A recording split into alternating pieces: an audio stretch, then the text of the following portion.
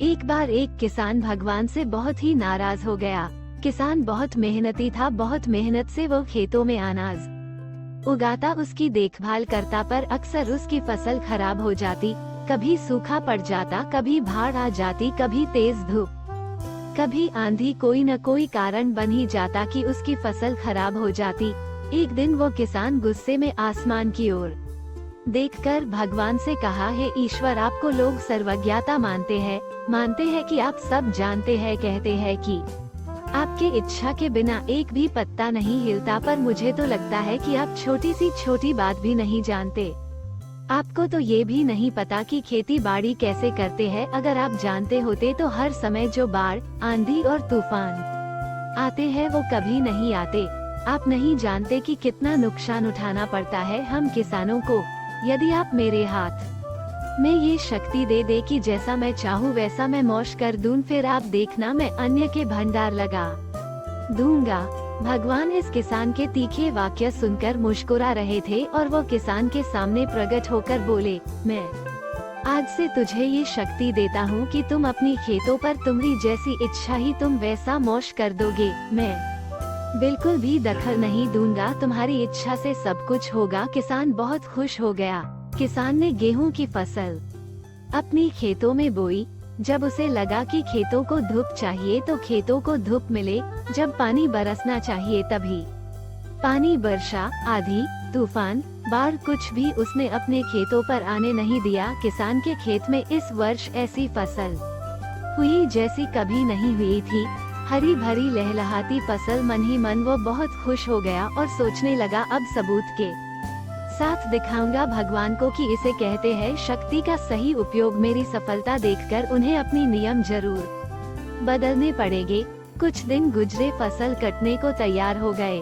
किसान बहुत उत्सुकता के साथ फसल को काटने लगा, पर जैसे ही उसकी नजर गेहूं की बालियों पर गया तो उसने अपना सिर पीट लिया और वो रोने चिल्लाने लगा।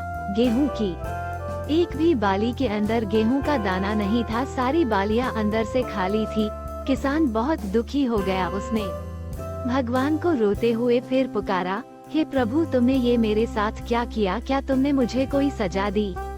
भगवान बोले, पुत्र, ये तो होना ही था। तुमने पौधों को संघर्ष करने का मौका ही कहा दिया ना, तो तुमने उन्हें आंधियों से जूझने दिया, ना तेज बारिश से सहने दिया और ना ही धूप में तपने दिया। एक भी चुनौती का सामना तुमने उन्हें नहीं करने दिया, इसलिए सारे पौधे अंदर से खोखले रह गए। जब आंधी, तूफान, तेज बारिश और धूप पड़ती है तभी ये पौधा अपने अस्तित्व को बचाने के लिए संघर्ष करते हैं और इसी संघर्ष से एक बल पैदा होता है जिसमें शक्ति होती है, ऊर्जा होती है, और यही ऊर्जा पूर्ति तेरे गेहूं के दानों की तरह जो नहीं फूटी। तूने उन्हें कठिन परिस्थितियों से गुजरने ही नहीं दिया जहां उनके अस्तित्व का जन्म होता। सारे बालियां इसीलिए खाली है, इसमें एक भी गेहूं का दाना इसलिए नहीं है क्योंकि तुमने अपने पौधों को संघर्ष कराया ही नहीं। याद रखिए, स्वर्ण में सवर्णीय आभात तभी आती है जब वो आग में तपने, गलने और हथौड़े से पीटने जैसे संघर्षों से गुजरता है। कोयले का टुकड़ा हीरा तभी बनता है जब वो उच्च दाब और उच्च ताप की मुश्किल परिस्थितियों से गुजरता है। इसी तरह यदि हमारी जिंदगी में कोई संघर्ष ही ना हो, कोई चुनौती ही ना हो, तो हम भी गेहूं की बालियों की तरह खोखले रह जाएंगे। कोई अस्तित्व नहीं होगा हमारा। विपरीत परिस्थितियां, चुनौतियां, समस्याएं हमें और अधिक निखारती है। यदि जीवन में कठिन परिस्थितियां और चुनौतियां आए तो घबराना मत, बल्कि सामना करना, विश्वास करना कि आप और अधिक निखर जाओगे और अधिक मजबूत बन जाओगे। किसी ने कितना सही कहा है, जिंदगी जीना आसान नहीं होता, बिना संघर्ष कोई महान नहीं होता। जब तक ना पड़े हथौड़े की चोट तब तक पत्थर भी भगवान नहीं होता।